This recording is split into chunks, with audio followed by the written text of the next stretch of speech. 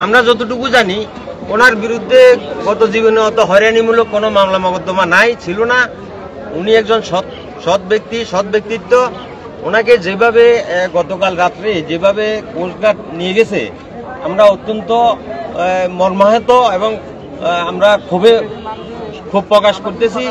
অবিলম্বে এই নিজাম মাজির মুক্তি এবং এই উচ্চ কর্মকর্তা জেলা প্রশাসক থেকে শুরু করে সবার কাছে আমরা আবেদন জানাই, ওনার মতন একজন সমাজসেবক লোককে যেন অতি বিলম্বে মুক্তি দিয়ে আমাদের মাঝে ফিরিয়ে দেয়। আমরা জোর দাবি জানাচ্ছি এলাকাবাসী এবং বুনিয়াদ বাজার ব্যবসায়ীদের পক্ষ থেকে। ধন্যবাদ। সম্মানিত ব্যবসায়ী জনাব আবু বকর সিদ্দিক নিজাম মাঝি, উনি একজন সমাজসেবী লোক। ওনার বিভিন্ন জায়গায় ব্যবসা বাণিজ্য, চেয়ারম্যান থেকে শুরু করি ওনার অনেক ব্যবসা বাণিজ্য আছে।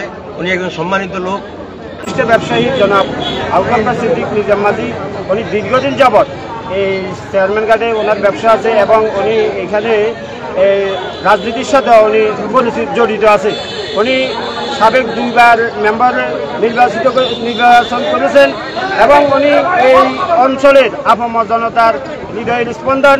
আমরা যতটুকু জানি যে উনি কোনো অকারেন্সের সাথে জড়িত নাই এবং আমরা যেটা জানতে পেরেছি গতকাল রাতে 2টার দিকে ওনার বাড়ি থেকে যেভাবে এই কোস্টগার্ড তুলে নিয়ে গেছে, মনে হয় এই কোস্টগার্ডের নেওয়াটা মনে হয় লাগে যেন একটা চোরকে যেভাবে বেঁধে হাত পা বেঁধে নেয়, ওইভাবেই চোখে বেঁধে গামছা দিয়ে বেঁধে ওনাকে ওনার বাড়ি থেকে নিয়ে গেছে। আমরা এর তীব্র নিন্দা জানাই। অবিলম্বে আমরা নিজাম ভাইয়ের মুক্তি চাই এবং মুক্তি দিতে হবে। ধন্যবাদ সবাইকে।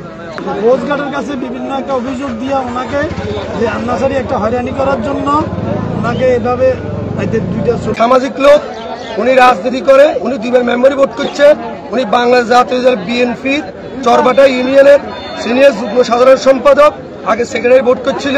সদ্যবিধে আমাদের এই কমিটি 1 মাসের বিলুপ্ত হয়েছে।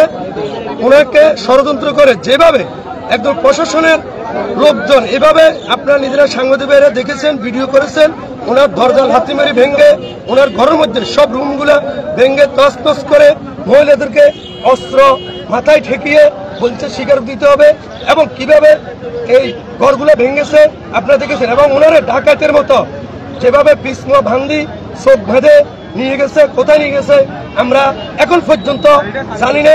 আপনাদের সাংবাদিকের মাধ্যমে এবং আমাদের বাজারের ব্যবসায়ী, উনি বড় ব্যবসায়ী 30 বছর উপরে, উনি চেয়ারম্যানের মৎস্য ব্যবসায়ী, ওনার আড়ত আছে, ওনার হাতিয়াতে একটা বাংলা বাজারে শেয়ার একটা আড়ত আছে এবং বুনিয়াদ বাজারে ওনার 3টে দোকান আছে।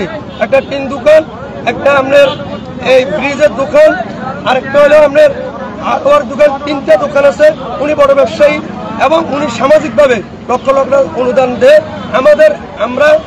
আমি বাজারের সেক্রেটারি হিসাবে এই এলাকার জনগণের পক্ষ থেকে, ব্যবসায়ীর পক্ষ থেকে আমরা আপনাদের মাধ্যমে ওনার নিঃশর্ত মুক্তি চাই এবং প্রশাসনের দৃষ্টান্তমূলক শাস্তি দাবি করছি। কারণ ওনার বিরুদ্ধে কোনো মামলা নেই, একটা চক্র এটা প্রশাসনকে করাইছে। কেন প্রশাসন তদন্ত না করবে?